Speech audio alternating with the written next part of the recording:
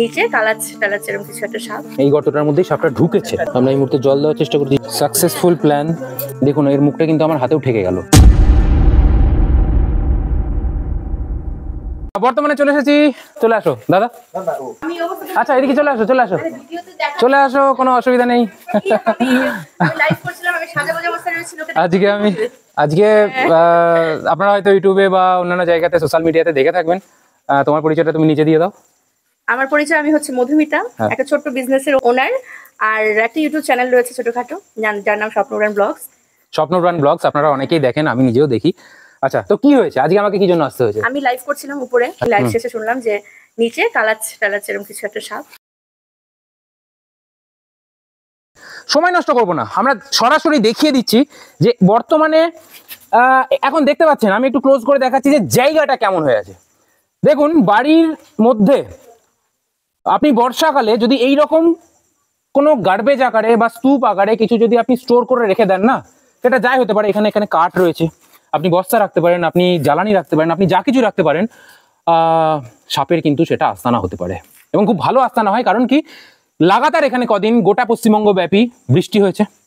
সাপ জেনারেলি যদি গর্তের মধ্যে থাকে, কোনো মাঠঘাট বাইরের দিকে, বাড়ির বাইরের দিকে যদি থাকে, সেই জায়গাগুলো এখন জলে ভর্তি হয়ে গেছে, গর্তের মধ্যে জল ঢুকে গেছে, তারা এখন বেরিয়ে আসছে। বেরিয়ে এসে কি করছে, আপনার এই যে সুন্দর যে সাপের থাকার জন্য যে রেডি করে রেখে দিয়েছেন জায়গা, সেই জায়গায় ওরা আস্তানা কাটছে। সিম্পল লজিক ভাই, চা বিস্কুট খেতে আসে না ওরা, খেতে আসে ইঁদুর ব্যাং, আর একটা সঠিক আস্তানার জন্য আসে। তো চলুন, এর মধ্যে সাপটা ঢুকেছে, সেই সাপটাকে এখন আমরা বার করবো।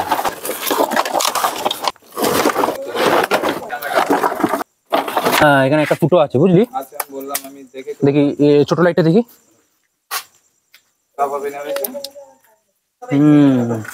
এখানে তো ভালো গর্ত আছে। বন্ধুরা, সাপটাকে আমরাও দেখেছিলাম। তো বর্তমানে এই যে এখানে একটা দেখুন গর্ত টাইপের রয়েছে, সিমেন্টের ঢালাই, কিন্তু এটা পুরোটাই ঢালাই, এখান থেকে কোনো ড্রেনও নেই। কিন্তু দেখুন, ইঁদুর কিন্তু এই গর্ত বানিয়ে ফেলেছে। এই গর্ত কিন্তু কেউ বানায়নি, এই গর্ত বানিয়েছে ইঁদুর, এবং এই গর্তটার মধ্যেই সাপটা ঢুকেছে। তো এখান থেকে আমাদেরকে বার করতে হবে। কতটা গর্ত আছে?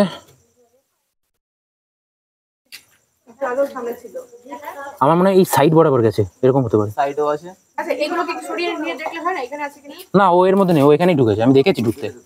আমরা এই মুহূর্তে জল দেওয়ার চেষ্টা করছি, যাতে দেখতে পাচ্ছেন একদম পুরো পোক্ত ঢালাই রয়েছে, এদিকে বেশি খুব একটা ভেতরে স্পেস নেই।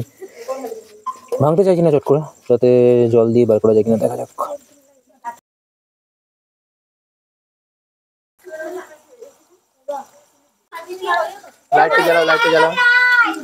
বন্ধুরা দেখতে পাচ্ছেন, আমরা সাকসেসফুল হয়েছি। আরে ওরে লাইট দেখুন, দেখুন, দেখুন, দেখুন, চল, ওয়াও, দারুণ সুন্দর, দারুণ সুন্দর, সাকসেসফুল প্ল্যান। জলটা এবার বন্ধ করে দাও। দেখুন সাইজটা, দেখুন, অসাধারণ সুন্দর, সাক্ষাৎ যমরাজ বন্ধুরা। তো বন্ধুরা দেখতে পেলেন, আমরা মনে হলো যে গর্তটা বেশি ডিপে নেই, তো ওই কারণে জল দেওয়ার চেষ্টা করলাম পাইপে করে, এবং জল দিয়ে এরকমভাবে আমরা অনেক জায়গাতেই সাপ বের করেছি।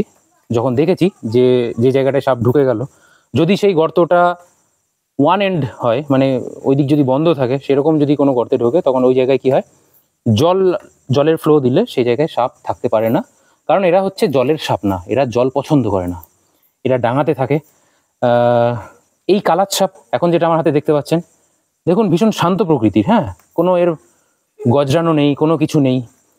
কিন্তু এইটাতে যদি আপনারা দেখে যদি একে ক্যাজুয়ালি নিয়ে নেন, তাহলেই ভুল করবেন।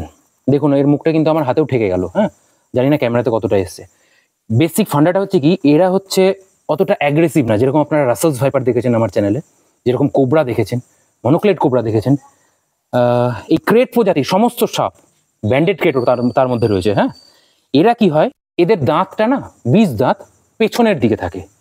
এরা রাসেলস ভাইপারের আপনারা দেখেছেন প্রায় 2 সেন্টিমিটার লম্বা 20 দাঁত, সেগুলো কিন্তু একদম সামনে থাকে, মানে বাইট করার জন্য অল টাইম রেডি থাকে, এবং 99% বাইট ওর একদম অরিজিনাল বাইট হয়।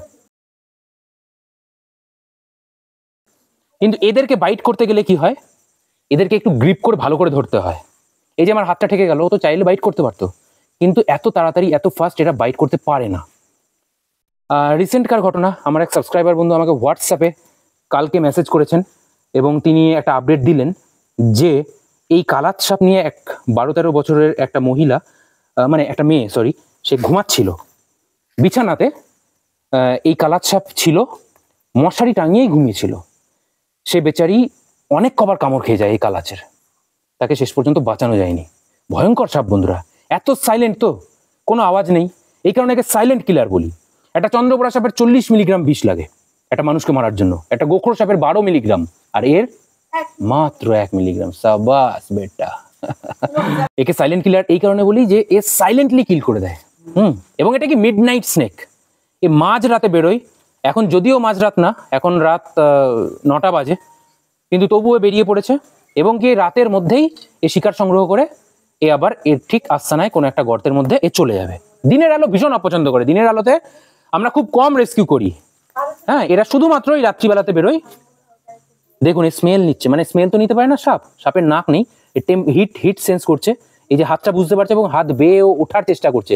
ওই কারণে কিন্তু দেখুন এত সুন্দরভাবে, ওয়াও দারুণ সুন্দর একটা দৃশ্য। হ্যাঁ, যারা আমার চ্যানেলে এই প্রথম এই ভিডিওটা আপনার নজরে পড়েছে তাদেরকে একটু বলে রাখি, সাপের বডি প্যাটার্নটা একটু দেখে নিন কিরকম, একদম গ্লসি, চকচক চকচক করছে। দেখুন একদম মনে হচ্ছে যেন একদম পুরো পলিশড, একদম পালিশ করা আছে। হ্যাঁ, একদম মাথাটা দেখুন খুব বড় না, ছোট সাইজের একটা ল্যাটা মাছের মাথার মতো মাথা। তারপর দেখুন মোটামুটি 4-5 আঙুল পিঠের উপর দেখুন সেরকম কোনো মার্কিং নেই, এবং তারপর থেকে লেজের ডগা অবধি দেখুন কালোর মধ্যে সাদাই সাদাই আংটির মতো দাগ, এবং পেটের দিকটা দেখতে পাচ্ছেন ফুল হোয়াইট। অসাধারণ সুন্দর, ভীষণ সুন্দর একটা সাপ।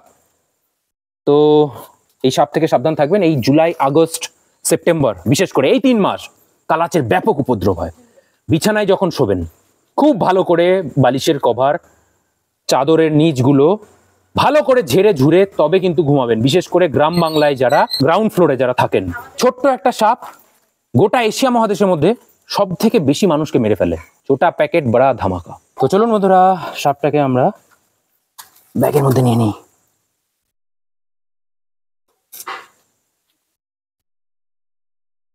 মাথা উঠছে, মাথা উঠছে।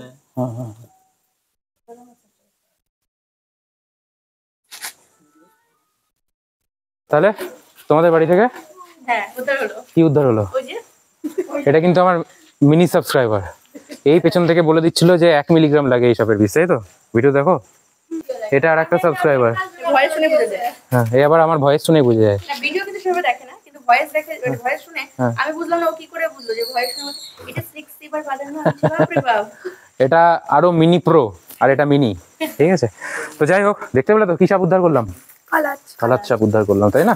ভিডিওটা যদি ভালো লাগে লাইক, কমেন্ট, শেয়ার আর চ্যানেলটাকে সাবস্ক্রাইব করতে ভুলবেন না। চলুন দেখা হচ্ছে আবার রিলিজ স্পটে। ভাই, হসপিটালে ক্রেট বাইটের সংখ্যা হু হু করে বাড়ছে এবং মারাও যাচ্ছে, ভয়ঙ্কর ব্যাপার। তাই আমার কাজ আপনাদেরকে ভয় দেখানো না, আপনাদেরকে সতর্ক করা, সাবধানে থাকুন। সাপ সাপের মতো থাকুক। জানি গ্রাম বাংলায় ক্ল্যাশ হয়ে যায় সাপ এবং মানুষের মধ্যে, কারণ এরা এই যে আশপাশে ধরুন এখন প্রচুর জল জমে যাচ্ছে, গর্ত ফর্ত ভরাট হয়ে যাচ্ছে, এবং এরা কি হচ্ছে একটু উঁচু যেখানে পাচ্ছে, যেখানে ড্রাই জায়গা, শুকনো জায়গা পাচ্ছে, সেটা ঘরের ভিতর হলেও সেইখানেই ঢুকে যাচ্ছে। তাই সতর্ক থাকুন, খুব সাবধানে থাকবেন। যারা মাটিতে থাকেন, গ্রাউন্ড ফ্লোর লেভেলে থাকেন, খুব সাবধানে থাকবেন। যাই হোক, চলুন, সাপ এখন চলে যাবে এর স্বাভাবিক পরিবেশে। আপনারা সবাই যে যার মতো সুস্থ থাকবেন, ভালো থাকবেন, আর পরবর্তী ভিডিওর জন্য অপেক্ষা করতে থাকুন। দেখা হচ্ছে নতুন কোনো এরকম ইনফরমেটিভ ভিডিওর মাধ্যমে। ততক্ষণের জন্য জয় হিন্দ অ্যান্ড বন্দে মাতরম।